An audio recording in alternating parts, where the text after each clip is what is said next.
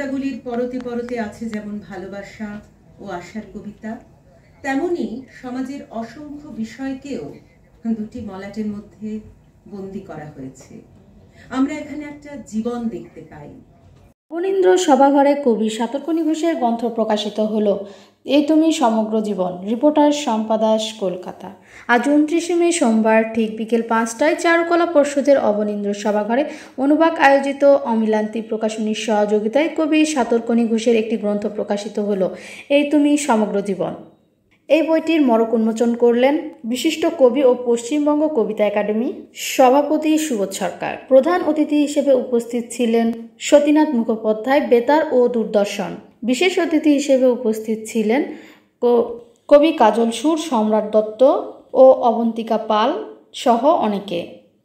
অনুষ্ঠান শুরু হয় একটি সঙ্গীতের মধ্যে দিয়ে এবং একে একে অতিথিদের বরণ করে নেওয়া হয় উত্তরীয় মিষ্টি ও স্মারক দিয়ে।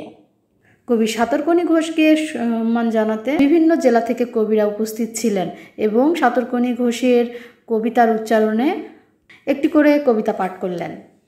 কবি সাতকর্ণী ঘোষের 20টি গ্রন্থ থেকে কবিতা নিয়ে এই গ্রন্থ প্রকাশিত হয়।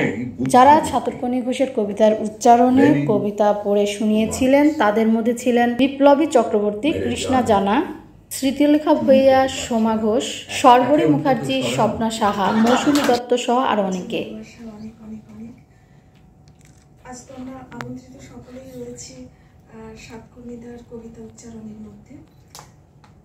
কবি কণ্ঠে ও কবিতায় শুনিয়েছেন পিনাকি রায়, অনুরাধা ভট্টাচার্য, রীনা গিরি, প্রতিভা গাঙ্গুলি, উর্মি ঘোষ, জুহি লাহিড়ী সহ অন্যান্যরা। যে সকল অতিথিরা আজকের মঞ্চে উপস্থিত ছিলেন, সংক্ষিপ্ত বক্তব্যের মধ্যে দিয়ে একটি কথাই উঠে আসে, সাতকর্ণী ঘোষ যেমন একজন কবি, তাহার অবদান অনেক কিছুতেই রয়েছে। যিনি শুধু একাই চলেন না, সকল প্রজন্মের কবিদের নিয়ে পথ চলেন। আজ যে গ্রন্থ প্রকাশিত হলো আমাদের কাছে একটি অন্য ভাবনা ও চিন্তা এনে দিল। আগামী দিনে আরও কবিদের নিয়ে এগিয়ে চলুক এই কামনাই করি। এর সাথে সাথে সাতকর্ণী ঘোষ আরও জানান, কোনো কিছুই একার পক্ষে করা সম্ভব নয় যদি এইভাবে সবাই আমার পাশে না দাঁড়াতো। তাই সকলকে আমার কৃতজ্ঞতা। দৈনিক দিগন্তের, বাংলাদেশ।